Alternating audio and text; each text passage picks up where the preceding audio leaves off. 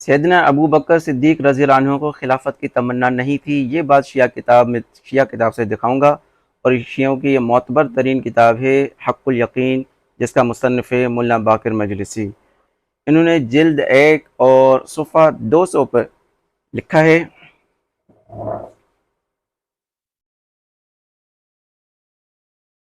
یہاں سے دیکھیں۔ پھر ابو بکر کھڑے ہوئے اور خطبہ پڑھا اور لوگوں سے عذر کیا کہ میری بیعت ایک امر ناگہانی تھی اور بغیر سوچے سمجھے واقع ہوئی، اور خدا نے اس کے شر سے محفوظ رکھا۔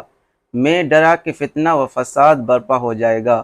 خدا کی قسم میں نے کسی دن خلافت کی تمنا نہیں کی۔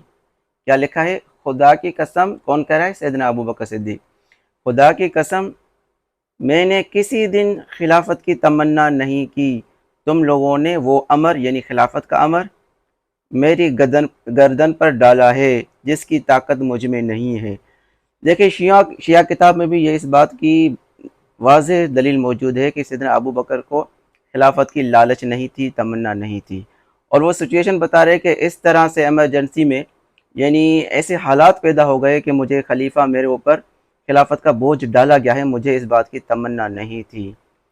تو یہ شیعہ کتاب سے بھی ثابت ہوا۔